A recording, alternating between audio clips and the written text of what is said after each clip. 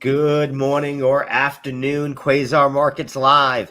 Happy Liberation Day there, Mr. Spano. Kirk Spano here with us today from Fundamental Trends. How are you doing so far? I am doing well, and my Sicilian relatives would correct you. It's Spano. Oh, It's sorry. Spano, you're so American. Yep, I am for sure. What are we liberated from? I guess tariffs from Canada. It looks like they were the first to sort of want to come to the table, so we'll see. I don't know. That's what everybody else is talking about. How you feeling about the markets these days? Well, you know that I am probably neutral to bearish on this year, as Big Beats has probably mentioned to you. I switched from neutral the first month or two of the year to bearish since February. And I am expecting some sort of a rally, especially when the reconciliation bill comes in. I don't know how that manifests over the balance of the year. I'm still not a believer in the valuations out there. I think it all comes down to liquidity. I think that is the number one quant factor. I was a quant way before it was cool. I just got to follow the money, right? Grandpa gave me advice in college. He said, if you want to know how something works, follow the money. Absolutely. And I'm following the money. And I think it's going to be a great year for traders. Good traders are going to kill it. Yep. But I think that people who are position traders, I'm more of a position trader. I'm looking to buy those. I'm looking to buy two things. I'm looking to buy established uptrends, which I think are mostly broken right now. Or I'm trying to buy pivot points back to the upside. So I have a couple to show you today, and I listened to Big Beat earlier today. So if you want to talk energy, we can talk energy. There's a lot of things. I thought we'd probably start with the yen, though, because I think the yen carry trade's been pretty important, for a couple days anyway. Absolutely has been. Or a couple decades. Yeah, Warren Buffett is, one of the firm believers in that, made a ton of money on that trade, and getting into the Japanese trading houses for him was, and we know he's been piling in still into those. Right. And so the question becomes is what is the trade there? And I don't think it's an easy trade. I think it was a much easier trade back in here when Buffett started to accumulate, and then the yen came down. And the question is, what does Kirk, the yen you're showing your website right now? Yes, I am. Share this tab instead. There we go. I'm getting to know Streamy here. StreamYard. All right. Sorry about that. No problem. So we've got the yen, and Buffett was buying where that green box is, right? That's when he started to accumulate. The yen came down.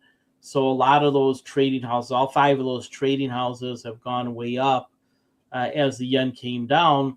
And I think Goldman Sachs put out a note yesterday or the day before talking about the yen being maybe the easiest trade over the next year. Not huge upside, but if you're a futures trader, it can be huge upside. So I think futures traders are all over this already.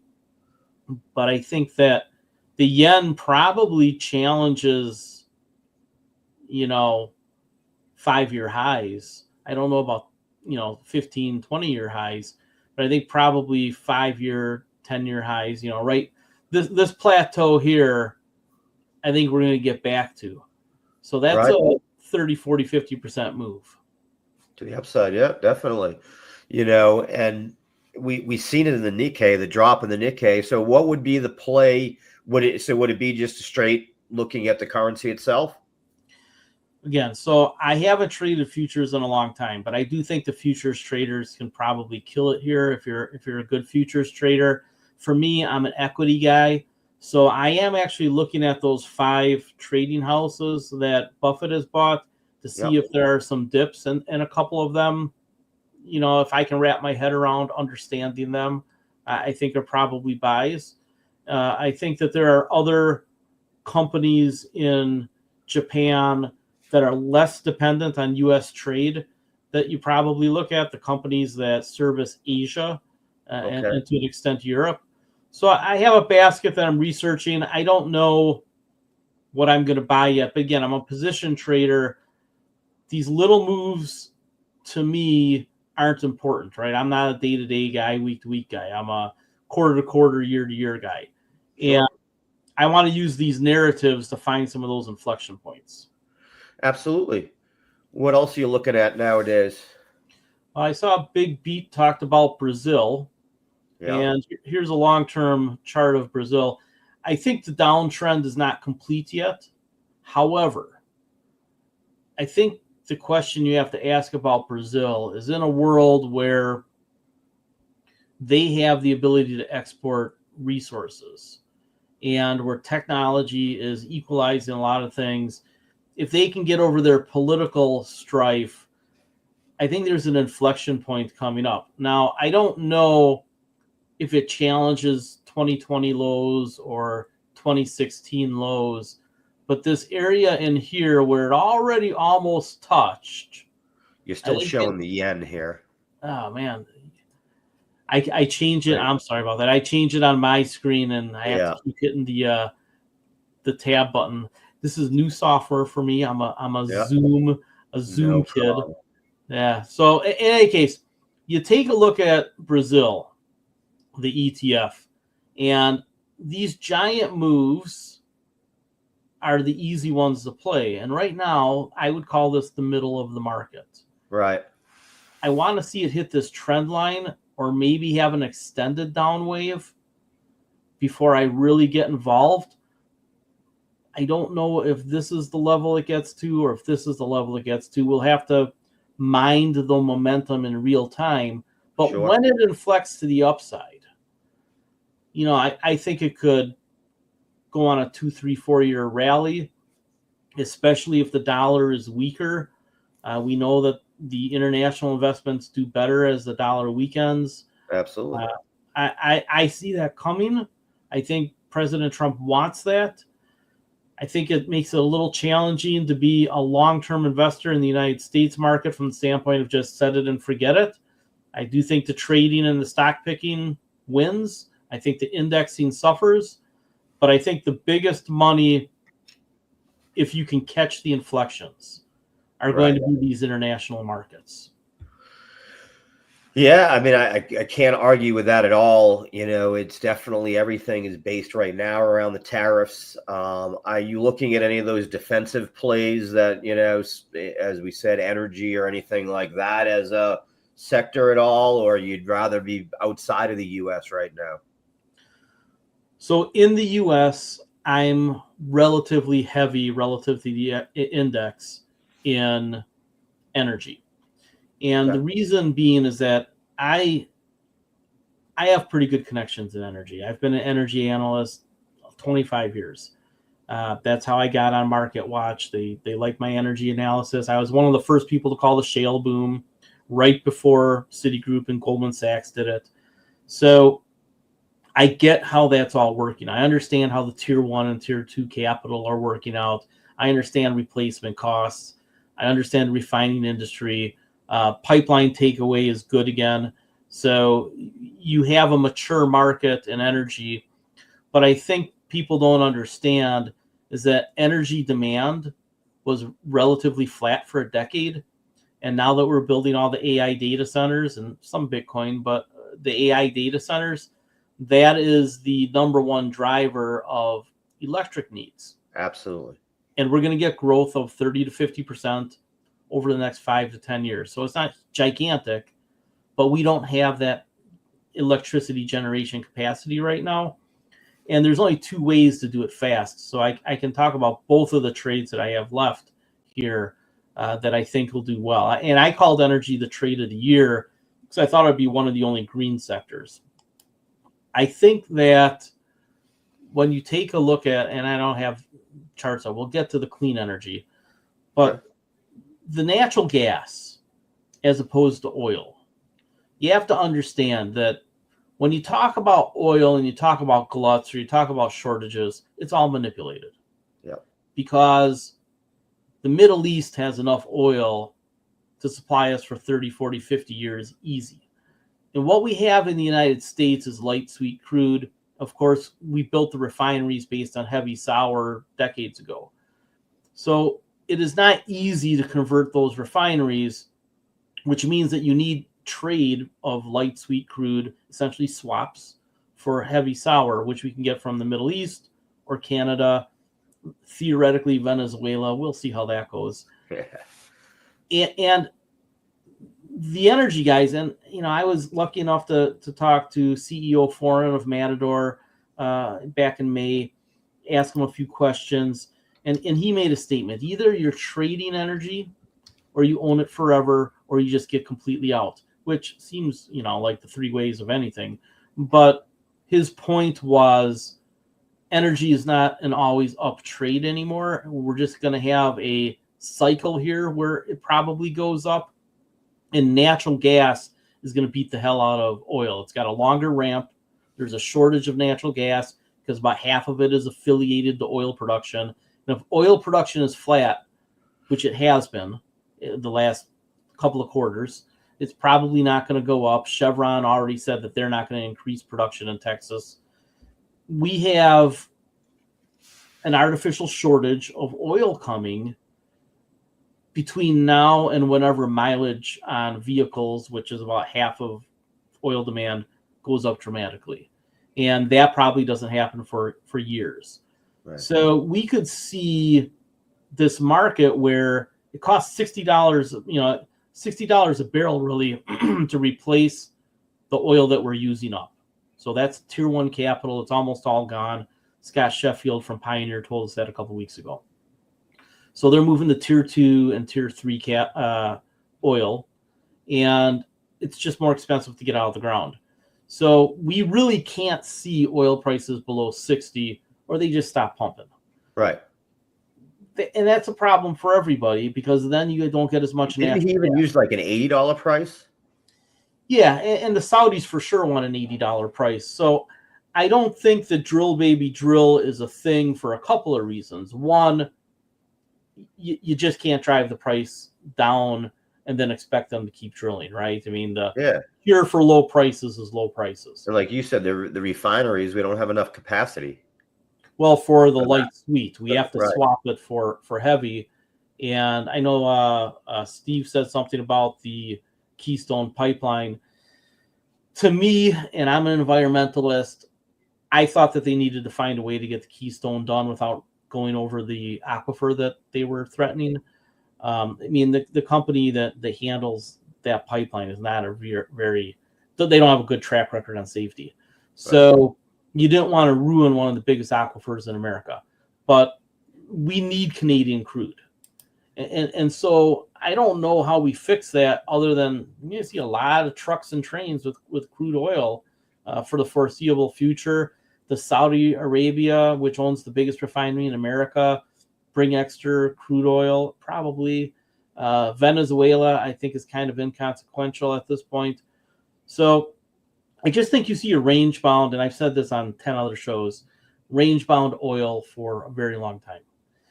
But natural gas, the demand is increasing a lot, whereas oil demand is flat. So what happens with natural gas? Well, there's only two things that you can do. You get a lot more natural gas, which means Marcellus, and then the western half of the Permian Basin, which is the Delaware, versus the Midland. The Midland, good TV show, right? Everybody's watching Landman now. But, the Delaware, that's where the natural gas and the natural gas liquids are. So that's going to do well. You take a look at a stock like Permian Resources. They are set up to either just gush profits or be sold. Right. Katera Energy, I think, is another one. So I look at the natural gas heavy oil stocks because the natural gas stocks are already up. So the gas heavy oil stocks is where you can find value, and they're buyouts, right? They're in this administration, they're going to be bought out because you're going to have Exxon and Chevron and EOG and Conoco and BP allowed to buy the mid-sized companies, which Biden wasn't allowing. So we're probably in Lena Khan, right? I can tell you at that oil conference, I did not hear anybody say nice things about Lena Khan. You won't hear anybody at any business conference say anything nice about Lena Khan. Yeah. She was very, very anti-monopoly and oligopoly. I get it. I mean, that's probably the right thing for consumers in most industries. But in energy, you need economies of scale. And I think that the economies of scale are actually good for consumers in this particular industry.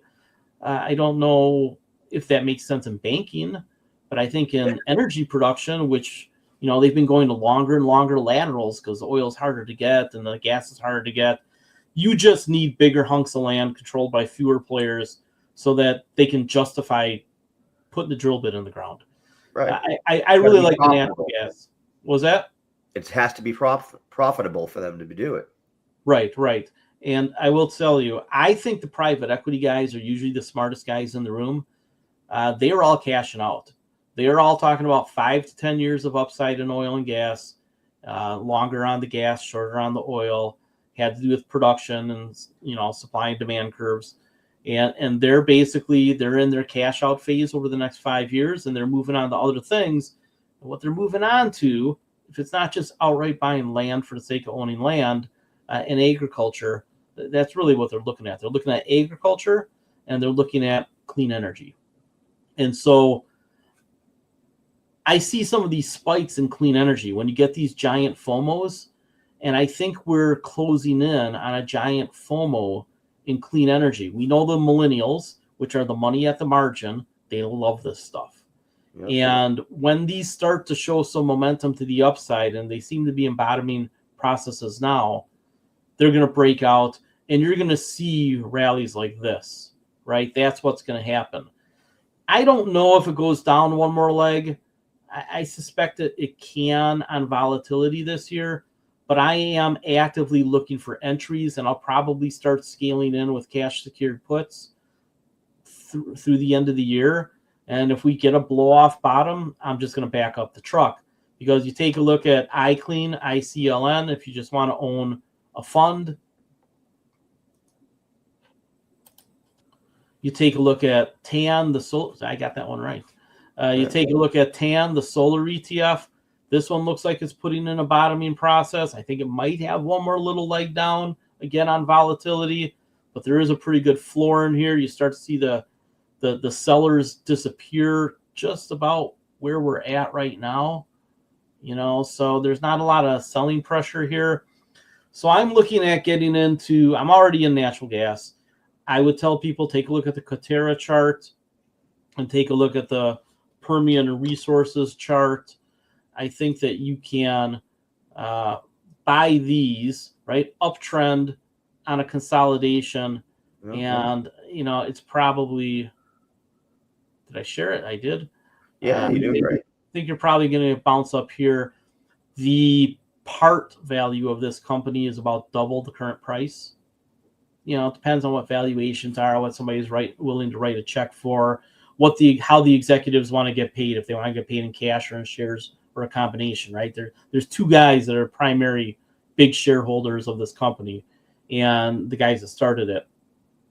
Permian Resources, I'd be buying the dips on this one. I know that it's worth around 30. It's trading below 15 right now, and you could probably trade options on this one pretty effectively because I think you can help spin it up actually. Right. So when it moves to 30-ish, it's going to be a pretty quick move. And you can see there's no resistance. Yeah. So these are the dips you want to buy. Again, if we get a recession if we get more than a recession scare and we get an actual recession, then everything has another leg down, right? So you have to be cognizant of that. I really like the clean energy, though. I'll tell you, I think that TAN, it's very optionable, right? It's very optionable. And I think that it has the millennial imagination. Yeah. I don't think it thrives on tax breaks. I think it thrives on technological advancement. We know that in the next 2 to 3 years, the new solar panels and the new batteries all have huge efficiency upgrades to the point where solar today, during the day, it's the cheapest form of energy. Because you got to hold it overnight in a battery, that makes it the same as the cost of natural gas. But as this next generation of technology, it's going to make solar the cheapest form of energy compared to anything ever, right? And people say, what about nuclear? Well, okay, build me one tomorrow, right? Can't do it. So, solar, you can slap it up there pretty quick. I think that solar next year has a big up year. And I will tell you, I don't see quantitative easing coming until next year. And I think that'll be a big catalyst. There's certain liquidity things to circle back and finish with liquidity. You have liquidity from the boomers. Yep. You have liquidity from the millennials, who are the new money that are just going to their peak earning years. And you have money from international markets, and you have money from the quantitative easing if they do it. I think the international markets are going to be hard on America. Maybe this entire administration. We'll see. I think, I don't think they're going to buy as many bonds. I already know that they're not buying the stocks, right? The last two months, equities from overseas and money for equities from overseas has gone down. So I think that one of the demands for U.S. securities is going to be less in the next 2, 3, 4 years than it was in the last 2, 3 years. And that means that, okay, the boomers are about to go into net redemption. That happens in the next several years. The corporate pensions are still taking a little bit of money, but the public pensions are already in outflow. So that's a net seller of equities and U.S. treasuries. Right. The millennials, although they're big earners and they're the money at the margin, they don't quite move the needle by themselves. The day-to-day volatility they can create, but they really can't push something up without extra money. And where did the extra money come from last time? Came from quantitative easing. Right. I think that next year, because of the U.S. debt, you probably get quantitative easing. I don't know if Powell does it, but either he does or the next Fed chairman does, because there's just too much debt for us to refinance, and we're going to have to stretch it out over a long period of time. I think you probably get some sort of special U.S. Treasury specifically designed to bail us out. And I think they're 30-year and 50-year bonds. They're already talking about it. You read anything from the big think tanks or from the big universities. If they do a special bond at a 3% interest rate for 30 to 50 years and the Fed buys it, right, they can bail us out for 30 to 50 years, and it's a one-time thing. That money, theoretically in our career, crowding out has been theoretical, right? Crowding out has never happened to the United States. It's about to. So all the money that flows in from the QE won't really go into equities and asset prices. A lot of it's just going to sit there doing nothing because it's a bailout and it doesn't flow back in. Right. I think that we're still going to get big rallies, but I think the rest of this decade is tough. So unless you're a stock picker or a trader and you have some concept of the macro around the global debt picture and the U.S. debt picture, and don't just be hopeless and, everything's going to hell. No, it's a process. But the process doesn't take 2 quarters. It might take 5 years. And I think people have a hard time with 5-year time frames, especially 10 and 20-year time frames. I mean, how many people have a hard time planning next year's vacation? Me. So, right. So I just think that as a position trader, I am very worried about 1 more leg down or 2 more legs down, elongated drops, head and shoulders that look distorted with bigger drops on the right side and faster. But I do think that follow the money that Grandpa gave me way back in college still holds. And as QE comes in, remember, boomers are essentially flat to net sellers. What do the millennials want to own? The millennials want to own Bitcoin. They want to own clean energy. They want to own technology. And those are the places you have to look. Yeah, it's going to be a different day. It's not our parents and grandparents or even us anymore. It's the next generation. Well, thank you so much, Kirk, for joining us. And we'll, value all of that. a little bit bearish for the short term, but again, positioning is key, as he's put it.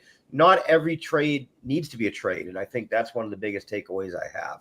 Thank you so much. We'll see you next time.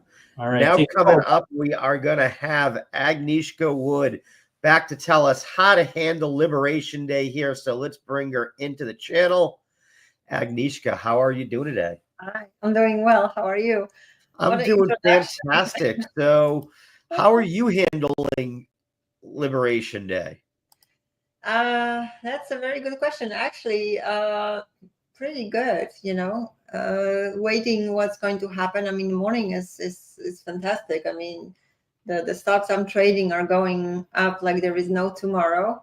That's fantastic. I'm always really curious about, what is going to happen at 4, right? Because the market is closed. What do you do? What decision you make? Are you closing your positions when you are swing trader? I mean, when day trader, it's a very different thing. But for swing trade, I mean, it is. I'd ask you as our mindset coach. How are you positioning? But for me personally, I said it this morning. I thought we'd have a small melt up throughout the day. As to what happens overnight, I've also sort of said the last couple of days, I think it's a sell the news event in that everyone thinks the world's ending. And you know what? We're going to wake up tomorrow and we're going to eat breakfast and, we're going to pet our dogs and, we're going to kick the cat. I'm just kidding. I don't have a cat. But, whatever it is going to happen. And that's my personal opinion. I plan on being pretty neutral in positions tonight. My Bitcoin, long Bitcoin's going to stay long Bitcoin and, some defensive positions. But, for me, I've been really watching the VIX the last few days as a guide to start to lead me to what I'm doing. And right now it's, to me in that lower tier of the elevated state. So I'm okay. I don't like it up in that 23.44 or above. Yeah, I think from the mindset perspective, I think it's really important not to be reactive and not to panic. And to be honest, over the last 3 months, there was nothing else than always some sort of news that you can react to. So staying within your plan, I think this is your best bet.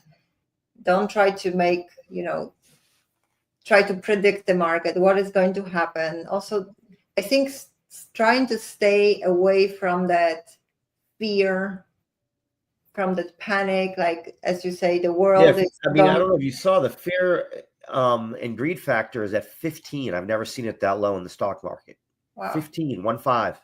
That's a 100-point scale. Yeah. That says definitely a lot. But that is what you see before the sun comes. Yeah, I mean that's what I mean. Again, I am of the view that I don't want to say we've bottomed because I don't know that we've bottomed, but I think we're at that.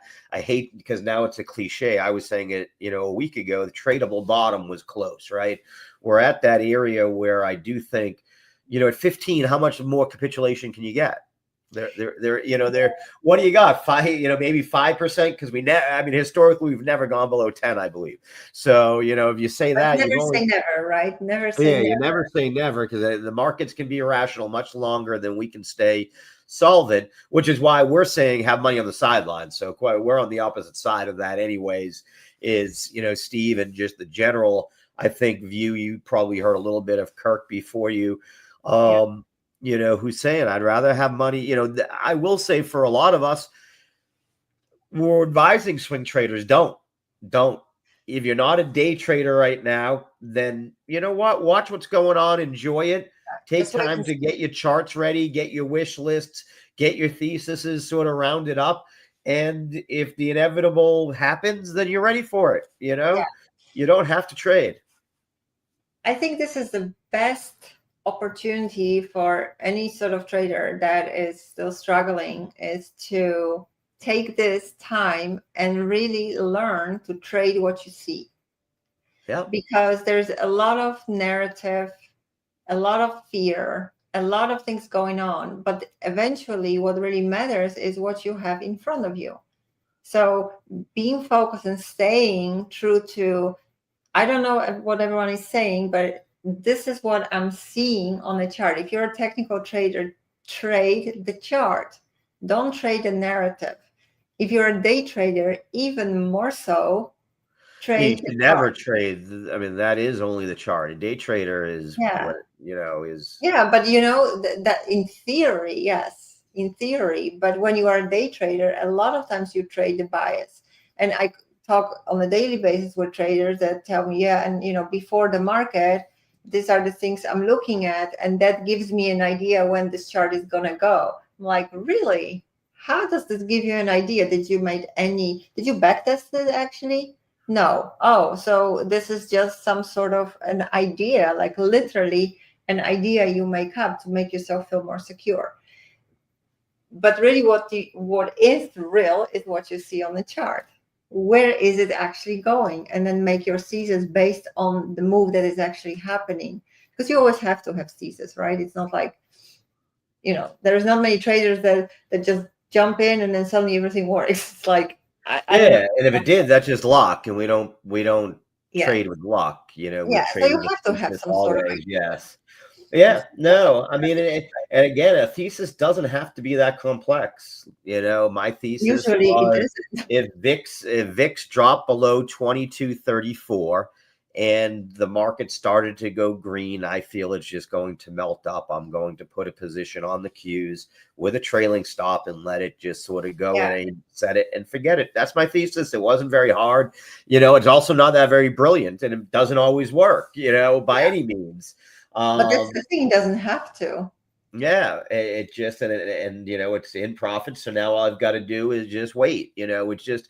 It's just been, and what we've seen is this irrational trading in the morning at the cash open that just is just insane. And I still can't. And Steve said it. If Steve, who with 40 years of experience of doing this, can't figure it out and is avoiding it, then why retail is doing it, I don't know. So to speak, is. I'm just watching these things battle out and then, wait for the formation of the day to actually form, which I'm seeing doesn't start till 9:50. And then you can start to kind of watching the irrationals, and I guess that's what it is there's so many irrational traders that made a position yesterday just before close with hope and a prayer that they'd wake up to it in profit. And then when it isn't, if it is, they sell. And if it isn't, they sell. So it causes these irrational moves in the morning. Yeah. And, I have been in those situations, so I will be the last one who will judge anyone who trades. Right. No, I mean, I don't judge those people. I'm just explaining why there's volatility, why it's sort of irrational and why I won't trade it. I'd rather just not, Yeah. For me, and I think you grew into that, right? That there's a certain point where you grow into the trader that is willing to wait. That is willing absolutely. to just sit there and watch. Yeah, no, you're right. It absolutely is. You get a calmness about it. You see the patterns and that seem to play out time and time again. It doesn't mean they're going to play out the next time, but again, I'm looking at every time frame I've got here, and that's a nice looking chart on the Qs at the highs of the day, 475.67. Just broke that resistance on that chart. It's been riding the one, the one standard deviation up right across it. All of the trend lines are going in the same direction. So, what it is again at 15. What I'll start to point out is at 15 on the fear and greed. There's we know the market, it looks for the way of least resistance. We're running out of sellers. Could there be another run of them? Yeah. If Trump comes out and says, nope, we're at 25% across the board, and that's what comes out at 4:00. Yeah, I don't, you're going to wake up tomorrow. That's why I'm going to be neutral. But up until 4:00, I don't see anything that changes sort of my thesis on the market. So that's how I'm trading it.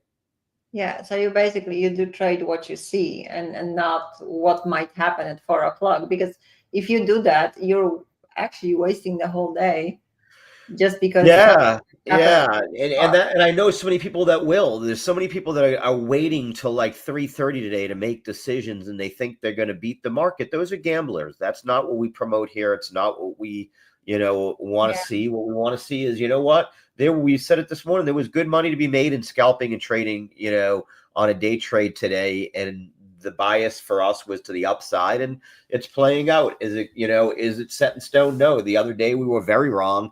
Although it was actually Steve that was wrong and I was right on which way it was. Hopefully he didn't hear that. He's in a meeting, but it was true too. It was actually funny. We had two of our other educational partners that came on, that sort of chimed into our chats, on social media. And one of them went with Steve that they were bullish for the day, and the other with me, Lucky Markets, was of the philosophy that it was going to be a bearish day, and it was when we had one of those 1.5 moves. And what it was is, at that point, fear and greed was at like 30, 35. And I knew that that the final capitulation hadn't come. And that's what I was looking for. And then it came. And from there, like I said, can it be irrational selling that continues to happen? Absolutely. We've seen it in the past, and bad news, very bad news will do that. But I think that people, to me, bad news has already been beaten up so much that it's that law of diminishing return, I call it too. Yeah, I was just thinking I think when you are so caught up in that roller coaster, a lot of times it's very difficult to detach from it and really see the rational decisions, and see that the more you simplify your process, the more you simplify your thesis, the easier it all becomes. The more information, the more speculation and everything you throw into the mix, it just becomes difficult to make any decision. And that is, I think, key for many traders, especially retail traders, who don't have a boss above them that they have to report to and say, right, why did they make certain decisions. That is very easy to start clinging onto things and clinging onto losing trades or to your own thesis and trying to be right. That all those behaviors are very easy to be prevented if you understand that there is nothing that you have to attach or that you should be attaching yourself to, and you learn to detach yourself from it, because everything in the market is moving and changing and constantly changing. And the moment that you start clinging onto things, it becomes really difficult to stay standing, because everything is moving, and you're like trying to cling onto things that are changing, so you're getting stuck. And literally people say, I'm stuck. Yes, stop holding onto your thesis, because the situation has already changed. It's time to change your thesis. Stop holding onto your approach. Yes, it has been working, I understand, but now the market has changed and it's not working. So you've got to adapt. Yeah, you said it right, that you can, we all have emotions, and it's okay to have emotions, but we don't want to be emotional traders. Right. And we have to pull them away. And that's a part of it is, I've been bearish, and now it's turning. Like, you have to watch the market and let the market determine where you are. No one should be a perma bull or a perma bear, because it's very hard to do that. There are people but they have to have the discipline, that even more so than what we're saying now, even further discipline. I'm only going to trade when my thesis actually makes sense. They realize that the market doesn't only go up or the market doesn't only go down. It's that they have a bias to one direction. They trade one direction. I trade either direction. I even like sideways movement. I'm okay with that. I'll trade sideways all day. I love a range. Find me a good stock that likes a nice 10% range, and I'll trade that all month. So that's part of it.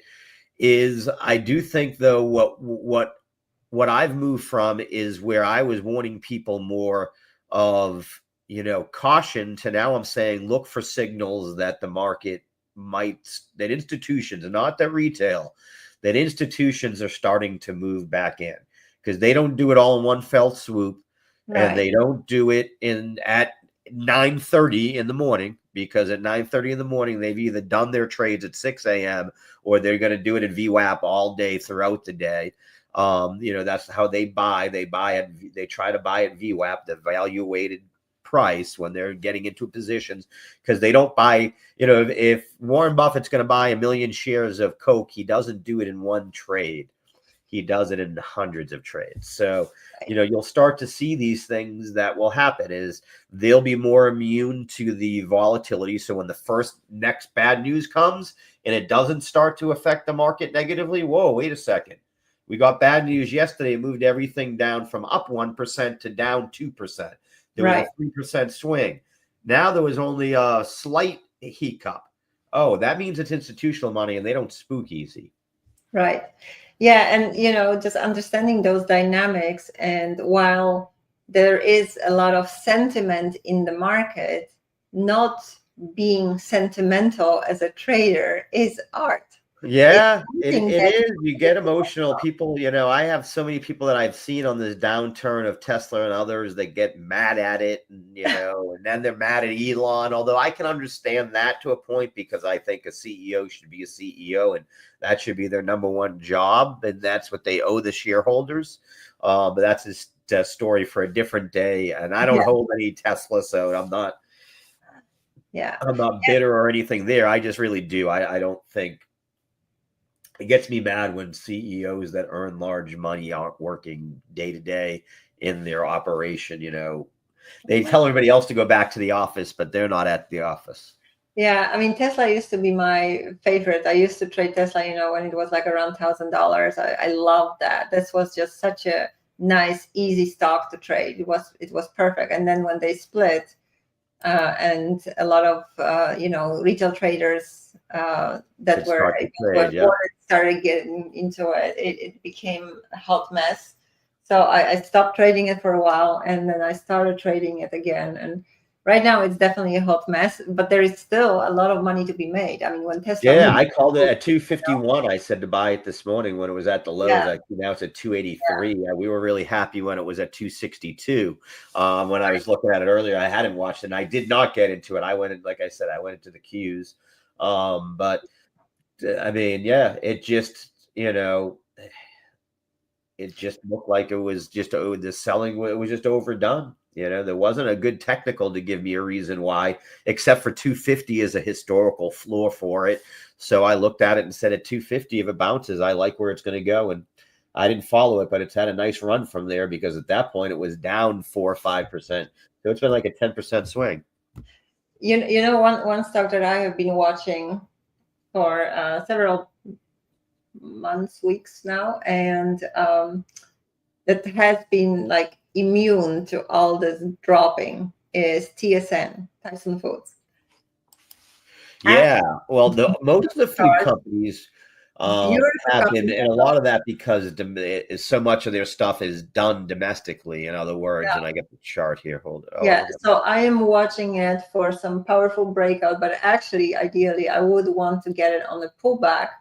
But this thing just won't budge. It's just I mean, so all the food companies, Pilgrim's another one that falls into this, and I've even seen, Procter & Gamble was doing well, Lamb & Weston was doing pretty well. All of those sort of companies, same thing, fast food. What I wouldn't want to own long term, is not bad on any dips right now, because again, McDonald's buys almost all of their stuff domestically. They do almost all of their sales in the U.S. So they are the most defensive sort of stocks out there. You wouldn't think that with, RFK in there, but look at this move it's done. March 19th, it was trading at 295. It's at 312. Yeah. So what I didn't get McDonald's, but I don't know if I mentioned it to you earlier, but I did get Cava. Oh yeah, there you go. That's CAVA. And it's just from my neck of the woods in DC. Yeah, big fan of their stuff. Yeah, so I got it on March 13, actually, at 75.09. Yeah, wow. And I'm holding it because I just love the chart, and I think it has a lot of potential. So, and those type of opportunities, like if you keep getting, that's a lovely cup and handle right now. I know. So you know, Don't want to jinx you, but I mean, like I'm holding it for sure. Like my target is long term. This is, this is Yep. a swing trade for a longer term. I'm not saying investing, but I don't consider myself a long term investor, but definitely with this kind of setups, yeah, I have full trust and confidence. And this is also where you have to detach yourself from that narrative of, I mean, this thing was going down, right? It actually almost made a cup and handle before. Look how pretty it was, right? yeah. But then it completely got Oh destroyed. no. Yeah, it started one there. Yeah. So Yeah, you got to like and this is a favorite of as we just had Kirk on, and he was talking about some things and how right now they don't move the needle tremendously, but how millennials more and more will. This is a favorite of sort of that millennial crowd yeah. that helps move. So if they've put the bottom in, and now institutions will start to get interested again. You could see nice upward move here from Kava for sure. Yeah, and I love that spike on volume a few days ago. I'm like, I love to see this. I love to see that. And the way that it's setting up, I think it's really good opportunity. But we will see. We will see what happens. Of course, I'm being aware and watching it. But yeah, so far so good. And I think that's again another thing about don't attach yourself something. Yes, I have my target. I have my target far from here. But if it's not going to work out, I am not going to sit there watching my profit go all the way back. You know what I mean? It's like Absolutely. you got to be able to pivot. Speaking of detachment, on Friday we have a new podcast coming out, and it will be about detachment and letting go. So another conversation with Greg Singleton, and I'm really excited about it. That is Confidence in Trading podcast on all major platforms. If you guys haven't seen it yet, I strongly recommend to check it out. You have it to pull up on your computer? I can pull it up. Okay. It's on my website, Head Coach. Let me see. Podcast. Yeah, I can share my screen. Let me see. Present. Share screen. Oh, I stopped mine. It's going to make it a lot easier. There you go. It should say present. Oh, okay. Screen. I think I can do that. There we go. Yeah, I can see it here. There you go. Perfect. So confidence in trading, and you can go to my website aheadcoach.com, and on the menu here on top you will see podcast. So this is where it takes you to this page, and then you will see some other episodes. But if you go there and subscribe, then you will get a notification on Friday when it comes out, and it will be about detachment.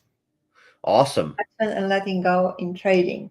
Another news that I have is I'm opening my program for enrollment again. Let me see. We got the group program here. The Total Transformation Program is the Rise Up of the Profitable Trader. And I'm going to open it for enrollment at the end of this month. So if you want to get notified, because I will be inviting people and telling more about it. If you want to get an invite, just click on that, and there will be a button here, down here.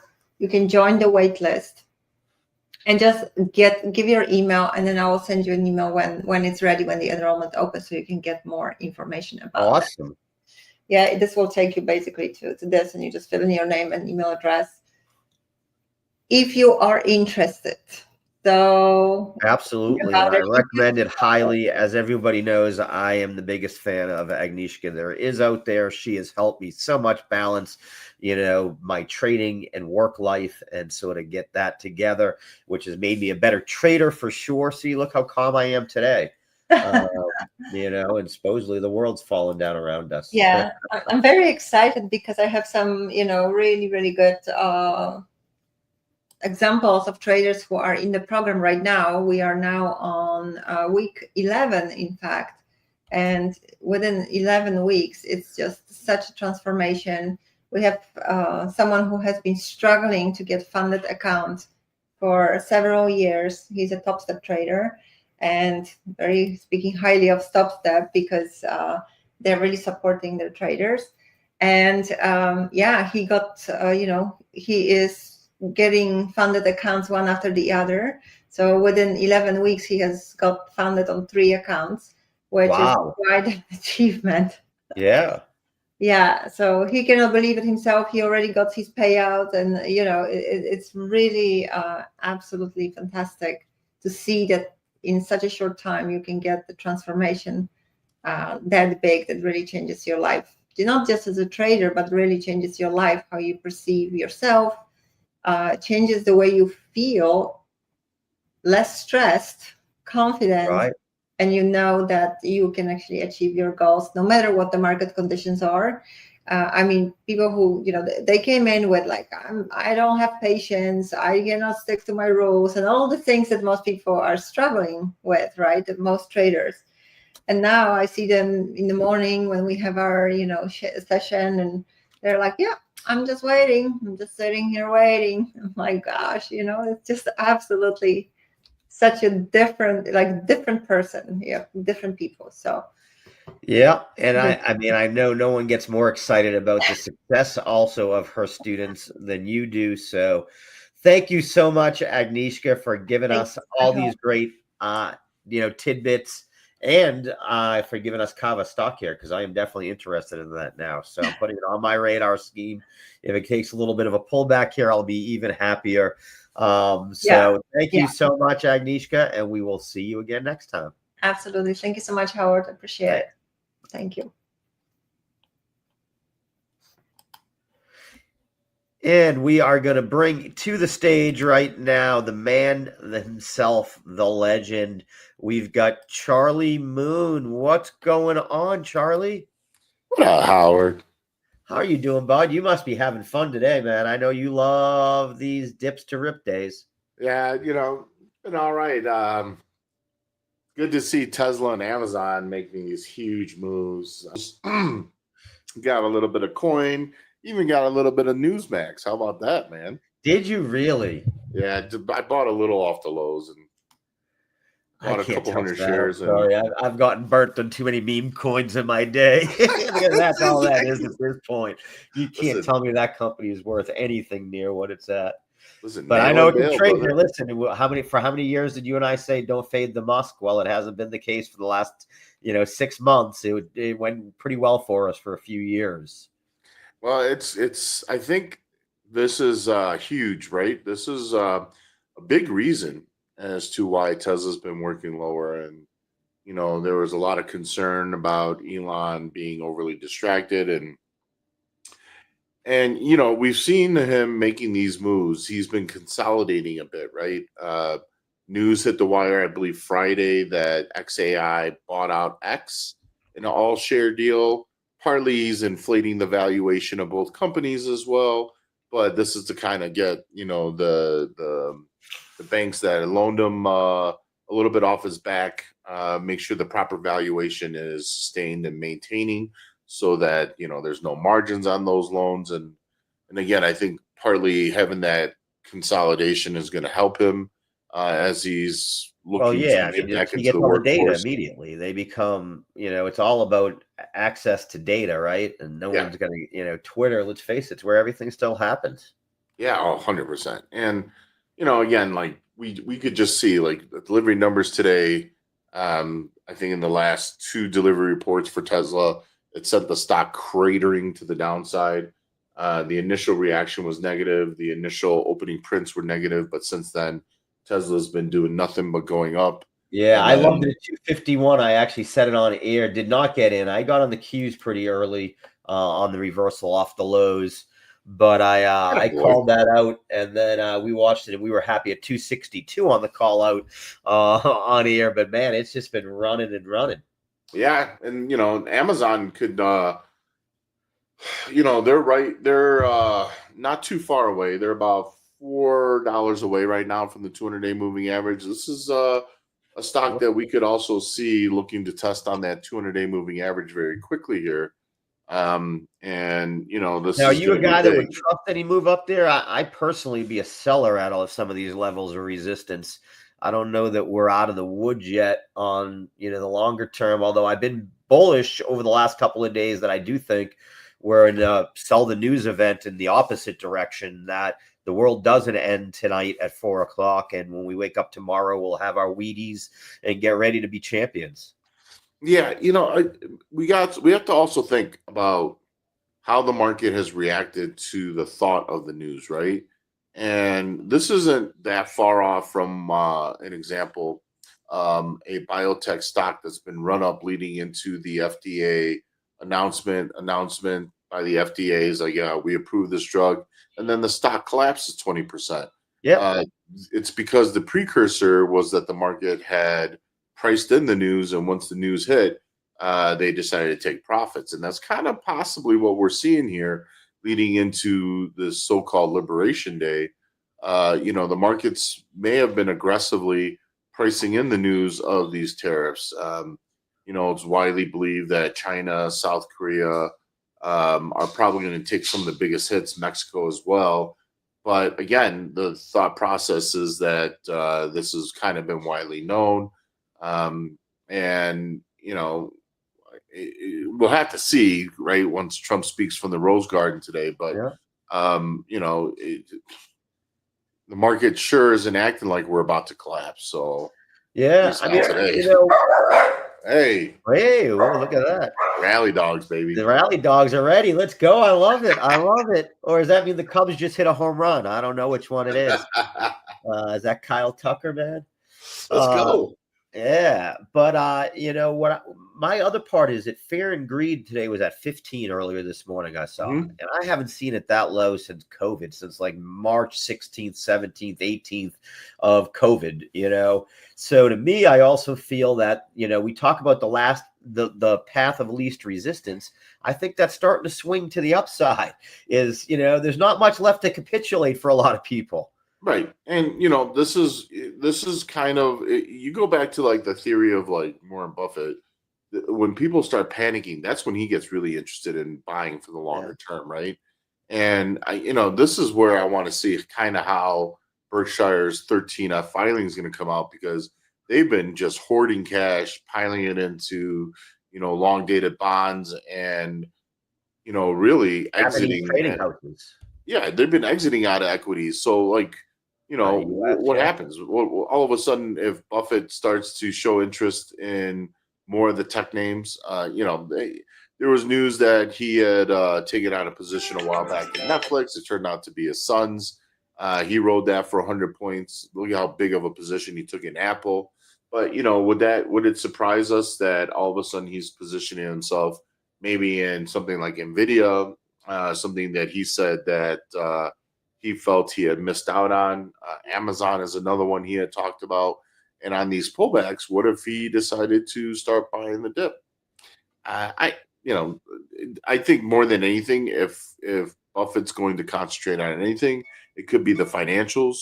I'm pretty sure it won't be Bank of America, but putting it into something like JP Morgan, which has been by far the leader in the financial industry over the last few years, it wouldn't surprise me at all. And we have to be, I know that Trump said he didn't care about the markets. I know that the markets have been working a lot lower.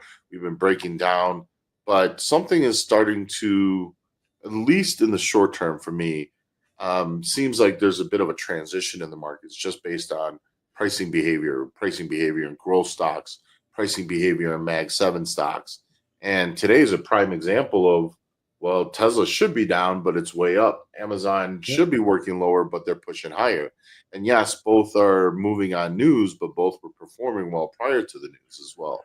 Yep, I'm with you there. I felt the same way. I can't put my exact finger on it, except for that it just seems to me, this is like we said, when I want to be at that, I want to be here at the exit as everybody leaves the movie, and then they find out there was a third act and they want to come back in. I'll sell them the ticket back at a premium, right? Yes, sir. That's what it feels like to me. I just, that's how it is. We don't tell people what to buy and sell here, but I'm saying there's value to be had. Stock pickers are going to win right now.